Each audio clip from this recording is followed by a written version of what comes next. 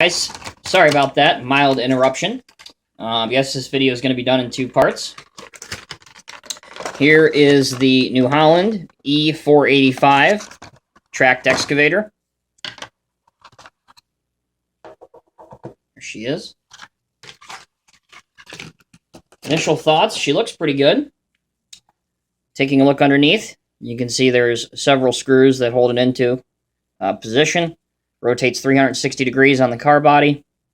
The decal work is really quite good. My phone would ever focus. But they're really some small graphics, and they look great. Here's some lights and some warning decals, and a plastic mirror here on the back. Plastic exhaust. Whoops.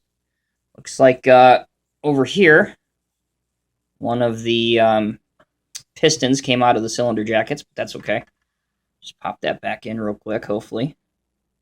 Hopefully. Won't present us with too much of an issue. There we go. Come on, get in there. There you go. So, just a simple fix there. Really loose mechanism, so it's not gonna hold a pose very well. The bucket has a nice, like flat black finish, which I really like. 5-teeth bucket. So this is obviously a larger excavator. It looks pretty good. The functionality for whatever you'd want to do overall is okay. You just can't really have it up in the air because the cylinders aren't stiff enough to hold it. As soon as I let go, it's going to fall straight to the ground. So this might be an excavator you save for a transport load. Either way, looks pretty good. On to the last model that I got today. So this was first released around, 2002, somewhere in there. And then, of course, in 2007, when Cat updated their paint schemes, if you will, their paint library, from the Power Stripe to the Power Edge, a lot of the models that had previously been released were redone by Norscot. So, now we get to play my favorite game in the world. How many twist ties are on this thing? Let's take a look. Oh, look at that, only one. So this should be relatively painless. Go ahead and undo this real quick. It's got to be a record, even for a 187 scale model. Only one twist tie.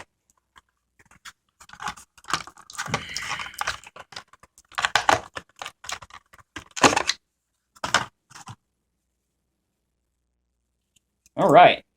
Why there is a ridiculous amount of tape around the articulation point and up here, I'm not really sure. If I wanted to, I could probably undo that, but just to save some time, what I'm going to do is probably just slice it open. Nobody got time for this. Sit here and undo this thing. There we go. So with a nice knife slipe, it's off. So overall, this truck looks great. I love the additions that they made to it with the new paint scheme. The new front end looks good.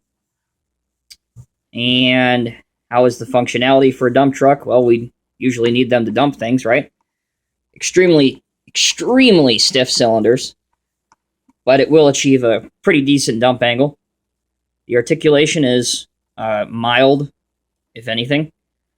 Very low degree there, but you can see some painted and almost perforated see-through grills.